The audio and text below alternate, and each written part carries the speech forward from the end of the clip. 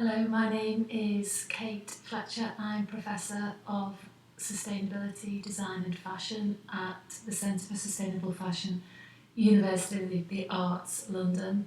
And this paper is a jointly written paper between me, Louise, Pierre and Mathilda, Tham. It's entitled Design and Nature, New Ways of Knowing for Sustainability.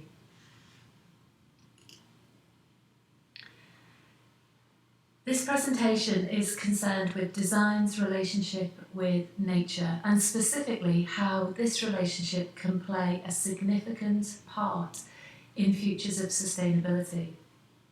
In it, I will talk a little about how humanistic lenses embedded in design cause dangerous power imbalances, those that are in the relationship with nature, overtly and tacitly positioning nature as both dead resource and separate from humans.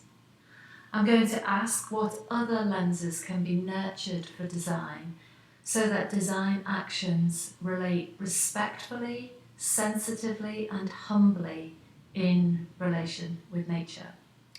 I'm going to do this via a series of reflections and observations that have been made over 4 years in the process of editing a book with my esteemed colleagues Louise and Mathilda. The book, which is called Design and Nature, a Partnership, will be out later this year, 2019. This presentation is not about the book, but rather about what we learned both about the practice and process of design and nature in the course of bringing it and its 25 chapters and 34 authors together. Our journey into design and nature was a journey into territory that sits outside the world of design for sustainability as usual. And it was by turns magical, electrifying, and an itchy and very uncomfortable experience. Louise, Mathilda and I have more than 75 years of working in design for sustainability between us. And yet we often felt like novices when we were working on the book, really unsure where to begin, and we were tentatively feeling our way into a new relationship between design and the natural world. The theme of this conference is designed for all, and I want to start this presentation with a question. Actually, it's more of a provocation. How far does this all in design for all extend?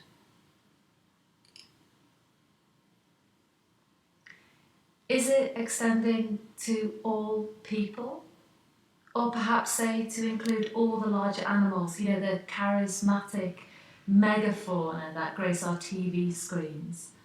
Or does design for all radically extend beyond the usual stopping points and actually include all species and care for all the earth?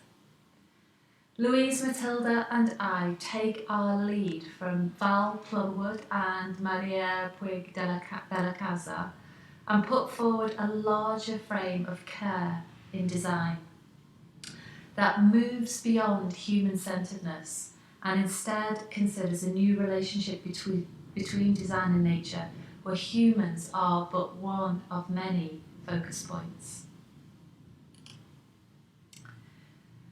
One possible interpretation of designing for all is that of literally shifting all design practices to determine and attend to the needs of other than human clients, like maybe to cedar trees or to red foxes or monarch butterflies.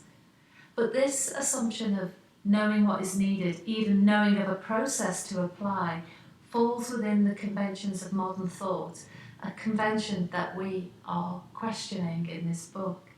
We are wondering what design really is when we think about designing with, for and within nature.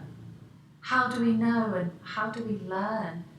The conventional design process, which has been developed for industry in the context of modernity, needs to be disrupted.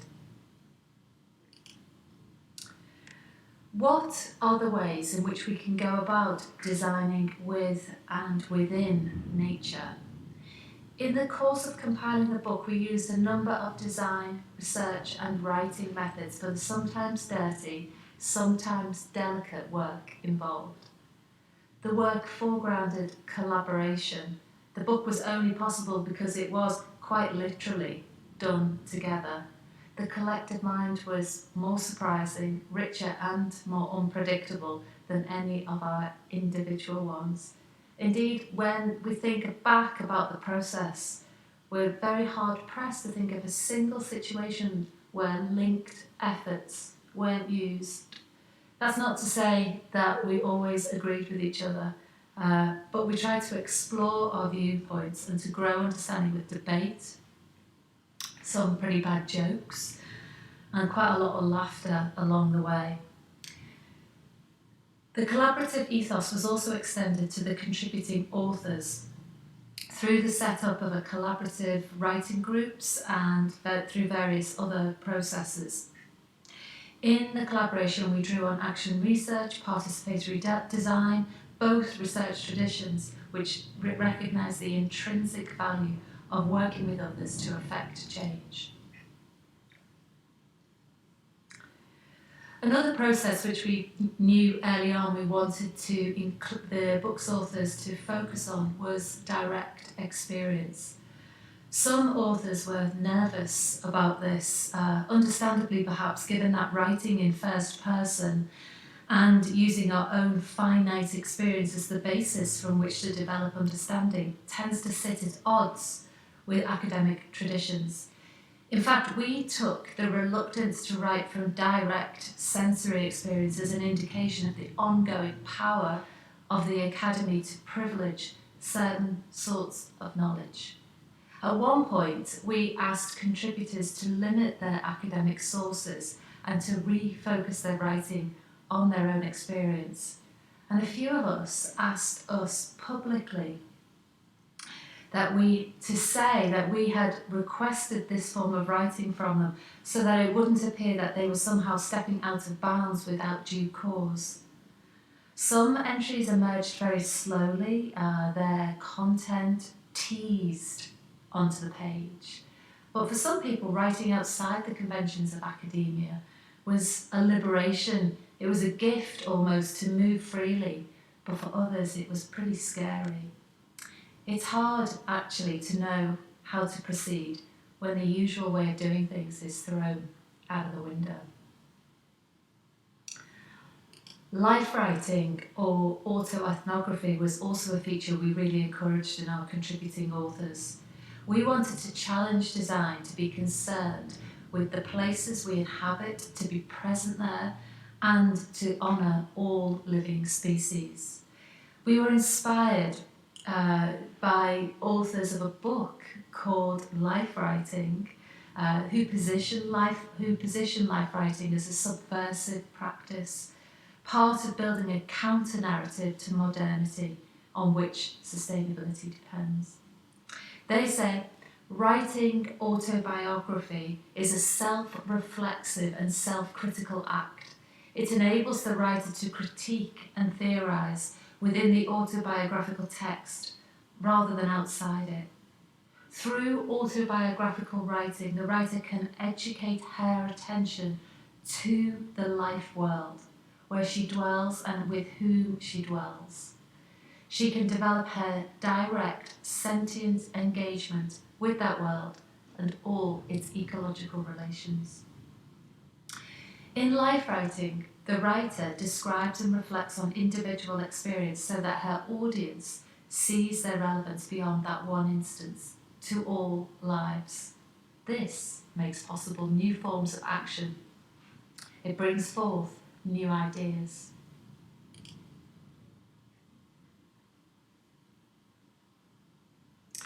As we made the book, we had a patchwork vision of new and sometimes a bit new-old relations between design and nature. We realised that how we know is very much core, not just what we know or how many sources we can collect. Through this process, we always sought to locate ourselves in the dailiness and specifics: whose children were ill, the scent of Daphne on Louise's way to work, the spring that I saw swallows arrive far too early, the brutal noise of ambulances and police cars in Mathilda's busy street. We chose to work from the ground up, always maintaining it within its context. For to do so is to hold the context and maintain design in a way that it can fulfill its ethical duty in terms of its responsibility to others. When we started out making a book about design and nature that sought to put forward multiple perspectives in design, not purely human-centred ones, there was a good deal of work that we had to first do to throw off old habits of thinking and writing.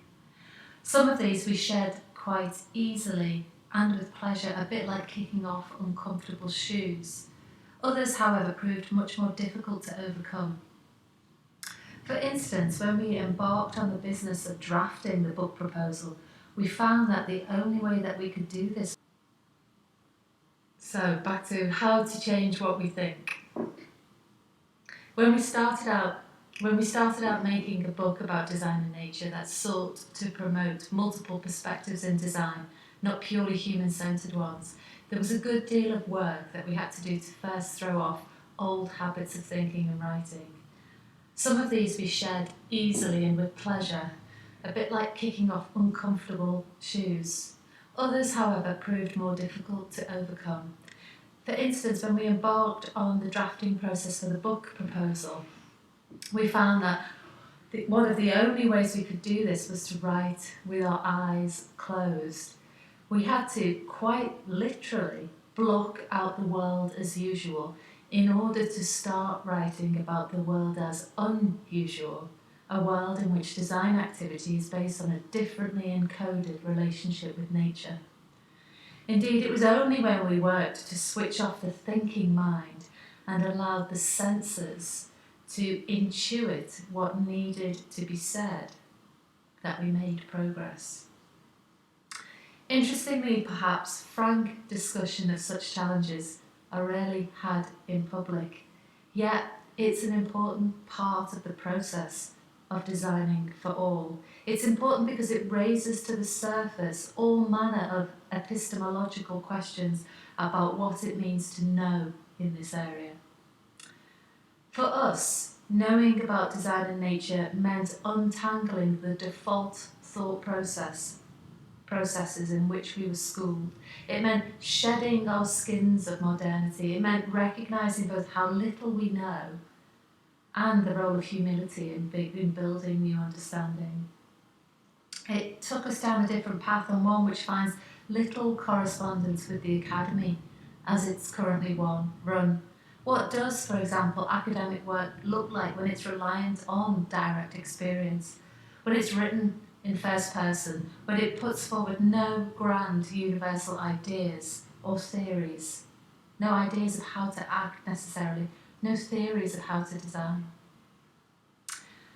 Other physical changes that we made, other than wearing blindfolds, included spending time outdoors as part of the writing process. When you get up from a desk and you step outside, it's often really not recognised as productive work in a strictly accounting for your work, time, sense. We found it to be a predictable source of changed perspectives and rich ideas, albeit ones that were always hard to pin down. Whatever was happening outside, in the real world of rushing air and changing light conditions, we're not here talking about the wilderness, we're just literally what happens between buildings or at the edge of a muddy path, say. This forced us to enter the world more physically, and this made a difference, because being less in your head and more in your body precipitates a change in experience that keeps spinning a thin thread between reality and the abstract world of ideas. Perhaps one of the most profound realizations in the work of design and nature is that it's never just the work of the logical mind. And perhaps for this reason, because it's also the work of the physical, the real world, the body, the senses, that it has particular ramifications for design. It's also, of course, an example with staying with the trouble, in Donna Haraway's words. So instead of seeking fast and neat solutions, we instead situate design and draw on many senses. But of course, this is something that's easily forgotten when deadlines kick in, and it's when it's quantifiable points that win prizes. We had hoped for a great diversity of contributions to be submitted when we made a call out for prospective chapters for the Design and Nature book. We'd hoped for contributions from the Global South as well as the North, racial diversity, great gender diversity. On many counts, however, we simply failed. Specifically on the gender question, Mathilda recalls counting down a column of self-declared genders and finding the number of males to be outnumbered by females by about 5 to 1. We could find no way to balance the genders in this book. The discourse is currently dominated by women. How had we perhaps somehow increased the likelihood of gender imbalance in our call? There may be many reasons for this, because while within design, work with nature is considered fringe activity, on the edges of credibility, probably partly because it goes against biases towards intellect and productivity. Historically, nature, though, has also been perceived as female. Earth as a mother, wild, emotional, fecund, and of service to men. However, when Louise was researching the history of design's relationship with nature, she found that early discourse was dominated by males. Only when the terms of engagement of design and nature began to shift to practices of care, decentering the human and slowing down the design process, did women begin to lead the conversation.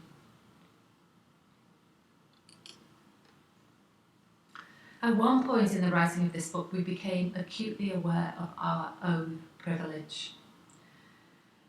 Louise wrote, "We are each writing about nature from very privileged positions. There we are. I'm meditating on a mountainside, Kate is eating lunch in a meadow, and Mathilda is on holiday in the woods." We wondered if acknowledgement of this and apology for it, an expression of our earnest desire to learn, was enough. Or maybe this was an attempt to leverage our own humility as evidence that we were not part of the problem. These questions demand serious personal reckoning for us all. They are questions that cannot be answered quickly or easily, and instead must surface again and again. How is my privilege playing out in this project, in this research, in this initiative? These are questions that we all must ask. Working in new territory is always hard. Often we get hijacked by habitual ways of thinking. These can lead us to stumble, and by the time we stand upright again, we've already lost sight of our bearings and we're not sure which way to head. We found that from time to time, particular phrases act as useful keys to unlock doors to a new relationship with design and nature.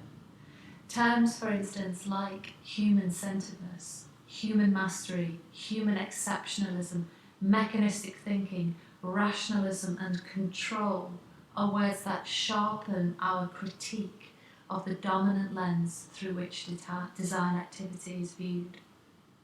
While other terms, such as interdependence, humility, understanding, and relationship, act as guides to a different sort of knowing.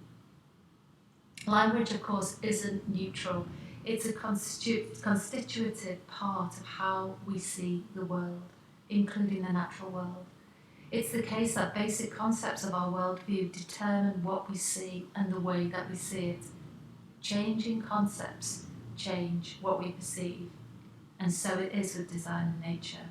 We are refocusing our lens onto design for all.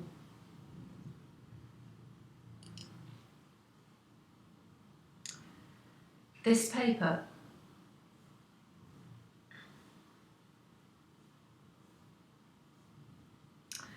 has shared insights from the collaboration of editing a book which explores new partnerships between design and nature.